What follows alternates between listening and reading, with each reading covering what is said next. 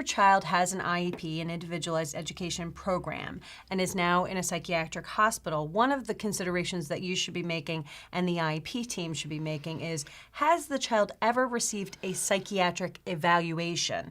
The federal law requires that all children with disabilities be evaluated in all areas of suspected disability. Right. And now that there's a hospitalization, there may be a new suspected area of disability. Right. And let me clarify the fact that while your child is in the hospital setting, they may in fact be assessed for a psychiatric disorder or some other emotional disability.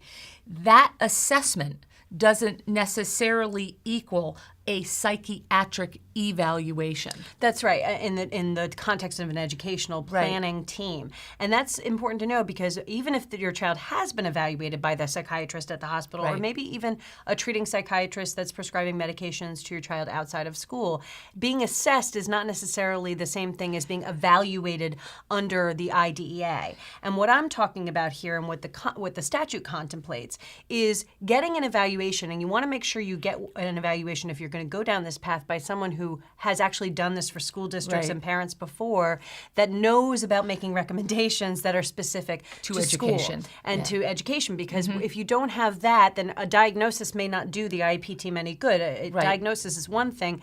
The next question is, how does this impact the child's educational programming? Well, as I always say, a diagnosis is as good as the piece of paper that it's written on, unless that evaluation has very prescriptive recommendations for what that student, that child now needs as a result of this new diagnosis to properly support him or her in the educational setting, given this new disability that may have an adverse impact on the education. That's right.